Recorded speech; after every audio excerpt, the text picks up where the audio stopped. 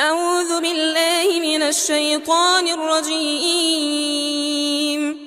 بسم الله الرحمن الرحيم. يا أيها الذين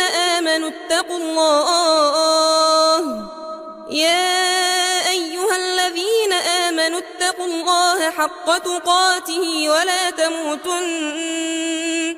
ولا تموتن إلا وأنتم مسلمون. واعتصموا بحبل الله جميعا ولا تفرقوا. واذكروا نعمة الله عليكم إذ كنتم أعداء فألف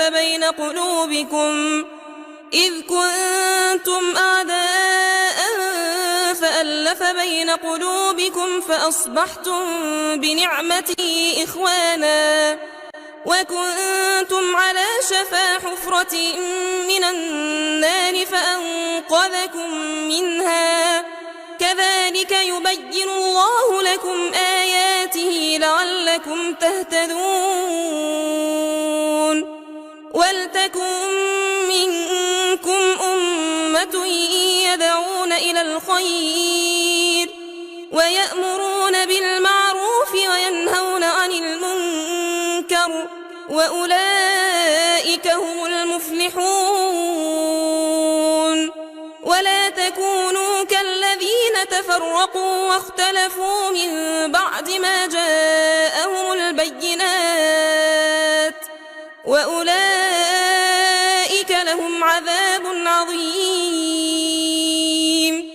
يوم تبيض وجوه وتسود وجوه فأما الذين اسودت وجوههم أكفرتم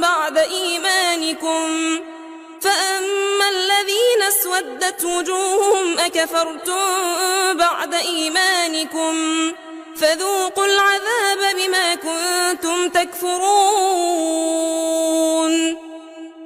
وأما الذين ابيضت وجوههم ففي رحمة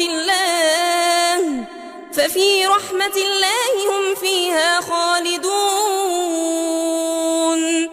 تلك آيات الله نتلوها عليك بالحق وما الله يريد ظلما للعالمين.